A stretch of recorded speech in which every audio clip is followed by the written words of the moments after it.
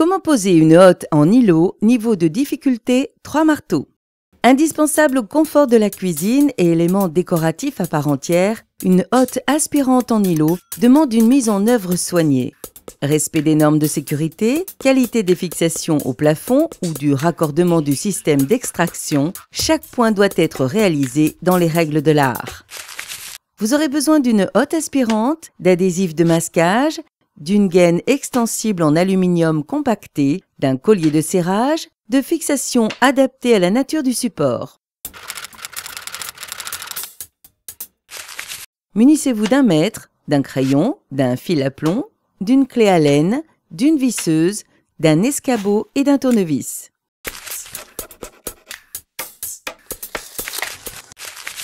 L'implantation. La distance de sécurité entre la table de cuisson et le bas de votre hotte doit être au minimum de 65 cm pour des plaques électriques et de 70 cm pour une cuisson au gaz. Repérez le centre de votre table de cuisson et vérifiez avec un fil à plomb que le conduit tombe bien au centre. Mesurez la distance entre le plafond et votre table de cuisson et reportez-vous à votre notice.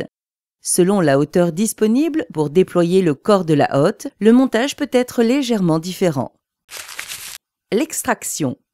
L'idéal est de pouvoir disposer d'un conduit d'évacuation débouchant juste au centre du point d'ancrage de votre hotte au plafond. Si votre cuisine se trouve juste sous un comble perdu, le cheminement du conduit est très facile à mettre en œuvre. Pour notre installation en mode extraction, le débouché du conduit arrive juste au centre de la future fixation de la hotte. Le diamètre du tuyau doit être au moins égal à celui de la sortie d'extraction de votre hotte. Si l'étage est aménagé, vous avez aussi la possibilité de créer un faux plafond à condition que la hauteur sous plafond soit suffisante ou de faire passer le tuyau entre les solives pour le faire déboucher en façade.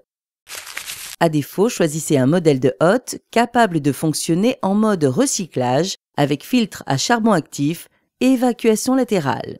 Le conduit d'évacuation doit être uniquement dédié à cet usage et son cheminement le plus court possible pour éviter les pertes de charge. Il est interdit de relier la hotte à un conduit servant déjà à l'évacuation des fumées d'un appareil à combustion ou destiné à la ventilation. L'alimentation électrique. Au plafond, prévoyez une arrivée de courant qui sera masquée par l'habillage de la cheminée de hotte. La ligne d'alimentation doit être protégée au tableau par un disjoncteur divisionnaire de 10 A. Un repérage précis. Centrez la platine de la hotte sur l'orifice d'évacuation et orientez-la de sorte que ses côtés soient parallèles à la table de cuisson. Marquez l'emplacement des fixations. L'ancrage au plafond.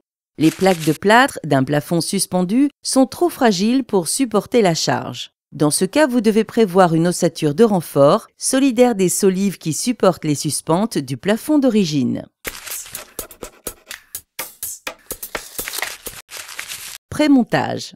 Fixez la manchette de raccordement sur le bloc moteur. Placez le premier corps de cheminée et fixez-le. Faites coulisser les conduits d'habillage en inox sur le corps de la cheminée.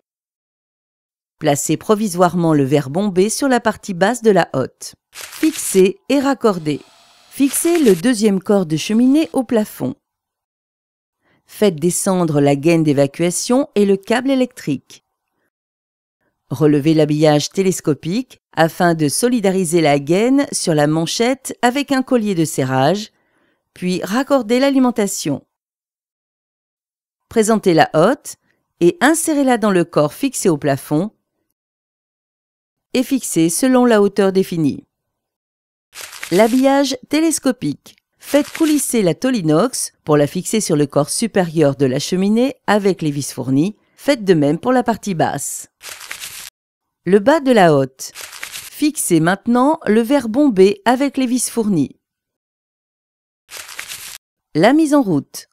Une fois la hotte raccordée et les filtres en place, testez l'éclairage et les différentes vitesses d'aspiration. Montée avec soin, la hotte supprime les odeurs de cuisine, permet d'éclairer la table de cuisson et participe au décor. Une question, un doute, un conseil? contactez le 0810 634 634.